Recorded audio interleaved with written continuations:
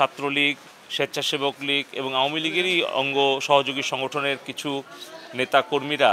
এই হামলার সাথে জড়িত এবং সে হামলার শিকার হয়ে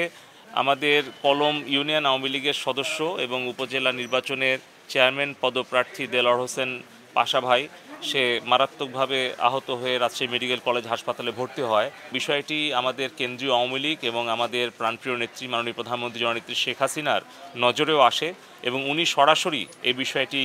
উনি তত্ত্বাবধান করছেন এবং উনি ওনার কঠোর নির্দেশনা প্রদান করেছেন যেন একদিকে যারা এই হামলার সাথে জড়িত সেই সকল দোষী যারাই হোক, তাদের পরিচয় যাই হোক, তাদের বিরুদ্ধে শক্ত কঠোর আইন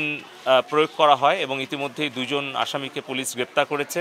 এবং আরও বাকি যারা জড়িত আছে তাদের বিরুদ্ধে অনুসন্ধান এবং তাদেরকে গ্রেপ্তারের চেষ্টা চালাচ্ছে পুলিশ। এবং যিনি আহত হয়েছেন দেলোয়ার হোসেন পাশা ভাই, তার চিকিৎসার জন্য তাকে আইসিইউতে নেন এবং তারপরে তার যথাযথ চিকিৎসা গ্রহণের মাধ্যমে তত্ত্বাবধানের মাধ্যমে তারপরে 2 দিন পরে তাকে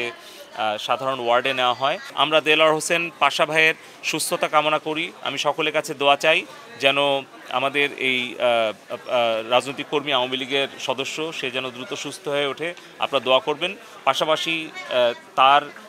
প্রতি হামলা যারা চালিয়েছে আমি পুলিশ প্রশাসন সকলের কাছেই আমি অনুরোধ করব যেন দ্রুত আরও বাকি যারা আসামিরা জড়িত আছে, আপনারা ভিডিও ফুটেজে দেখেছেন, আমরাও দেখেছি, যেখানে চিহ্নিত করা গেছে যে যারা আর কি হামলার সাথে সরাসরি জড়িত, যারা তাকে মাইক্রোবাসে অপহরণ করে তুলে নেওয়া যাওয়ার সাথে জড়িত এবং তাদের পেছনে কারা আছে তাদেরকে যেন দ্রুত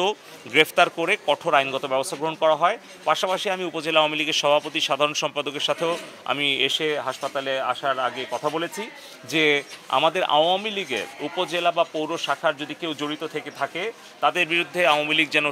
সাংগঠনিক কঠোর সিদ্ধান্ত নেয়, ব্যবস্থা নেয় এবং যারা অন্য সংগঠন, সহযোগী সংগঠন, ছাত্রলীগ, স্বেচ্ছাসেবক লীগ বা শ্রমিক লীগ, তারা যারা আছে সেই সকল সংগঠনে যাতে সিংড়া উপজেলা আওয়ামী লীগের সভাপতি সাধারণ সম্পাদক তাদেরকে সুপারিশ করে বহিষ্কার কিংবা তাদের সাংগঠনিক তাদের বিরুদ্ধে ব্যবস্থা গ্রহণ করার জন্য। এই ধরনের ঘটনা কোনোভাবেই গ্রহণযোগ্য নয় এবং এর বিরুদ্ধে কঠোর ব্যবস্থা গ্রহণের মাধ্যমেই আমরা এমন দৃষ্টান্ত তৈরি করতে চাই যেন ভবিষ্যতে কেউ কারো কোনো পরিচয় ব্যবহার করে বা কোনো অনৈতিক কোনো আর কি